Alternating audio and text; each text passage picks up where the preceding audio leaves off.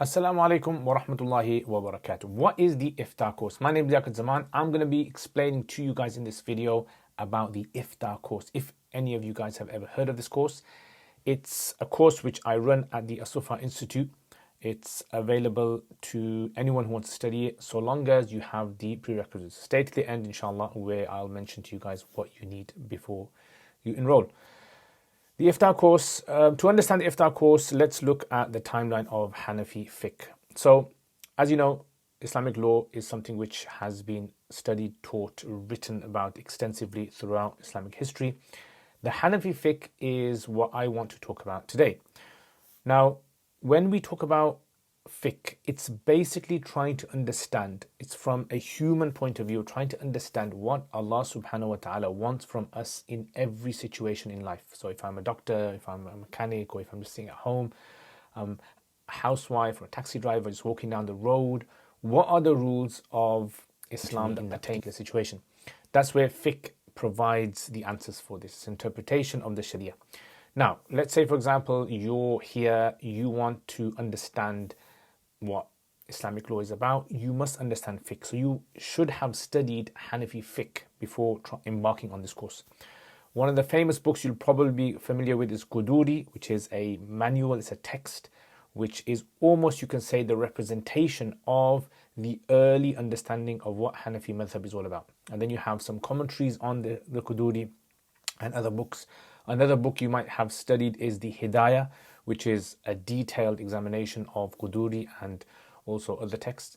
And it's an explanation with evidences. You might have also come across a book called Bahrul Ra'iq, which is actually a commentary of Kanzul Daqaiq, another text.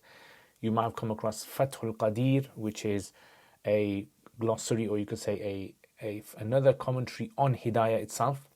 And you might have come across, let's say, I don't know, Radd al-Muhtar, right? So this is a very common text which people quote.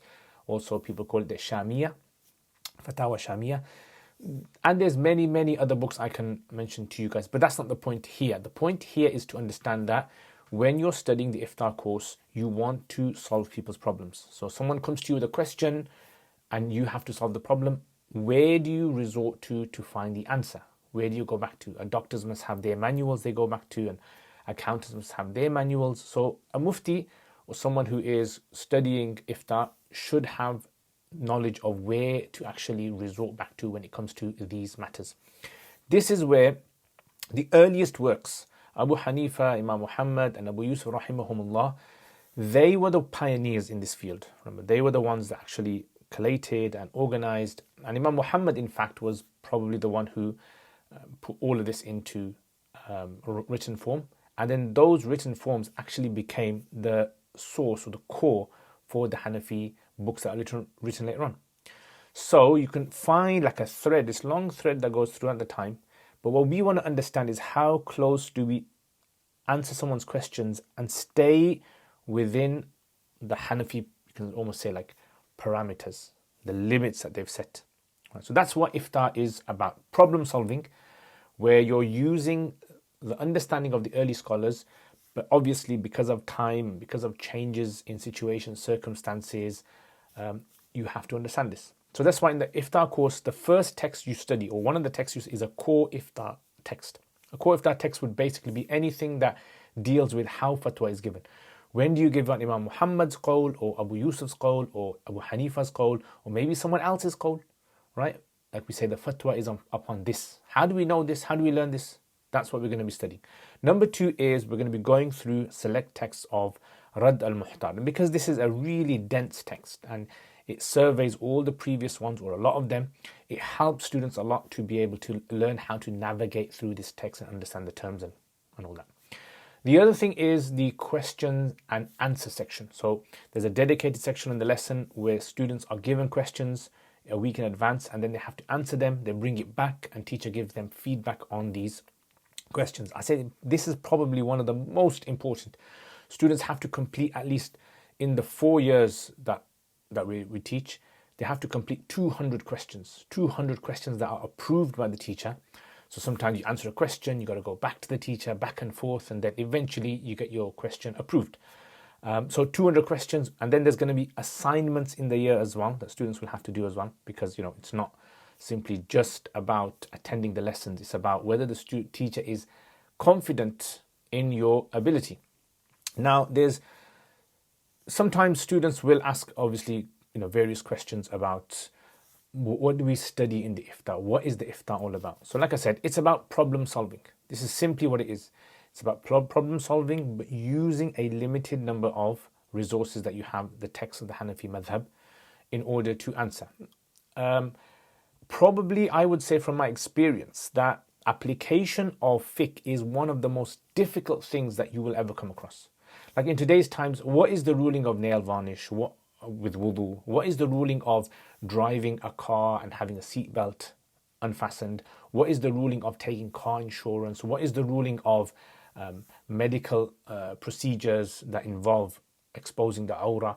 All of these things are answered, and fiqh has application for them, but the applicator, you can say, the scholar who is trying to answer them, he himself is the one who has to be trained, right? So this is why global application of fiqh is really what you want to achieve. Now, this does not come in 1 year, 4 years, 10 years, 20 years. This takes a whole lifetime, right? So what I would suggest is, before anyone who wants to embark on this course, you must have really good knowledge of the Arabic language. You should be able to read Arabic books on your own without the help of a teacher. Number 2 is you must have studied Hanafi fiqh previously, right? So a text to at least 2 or 3 texts, I would say. If you've studied less than that, maybe you can get through it, but you're going to have to do a lot of extra reading to be able to catch up. So this is a very important thing. Many students who join the course haven't studied fiqh properly. They struggle, or the Arabic isn't up to scratch. They find it hard to read the texts. How many hours outside of class do you have to put in? I would say 3 to 5 hours. Yeah, probably. Maybe more sometimes, maybe less. It all depends. But that's basically what you're going to be dedicating yourself to. And honestly, it's very satisfying at the end of it when you're able to answer people's questions and you're able to locate the text of where the answer for this is. Will you become a mufti at the end? No. Unless you study this for 20, 30, 40 years, probably then. But the title mufti is really reserved for those people who have dedicated their lives to this. Right? Now, sometimes people use the term mufti for someone who has qualified from a 1 or 2, 3 year course, but this isn't really the title. Our teachers would say you are not muftis, you are mutakhassis fil fiqh. You are someone who specializes in fiqh, and that's a title which I think is a realistic title as well. Once you study, you will realize how sophisticated and how complex the texts of fiqh are, and how it's important for people to be very cautious when giving fatwa as well. So I hope that explains to you what you guys need to know, and inshallah, if you guys are interested, you can register with As-Sufa Institute. You can contact me as well, and I can answer some of your questions. The course is open to both men and women. It's on-site and online as well. So, Jazakumullah khair. I will see you guys next time. Hope you guys have a wonderful day. Assalamu alaikum wa rahmatullahi wa barakatuh.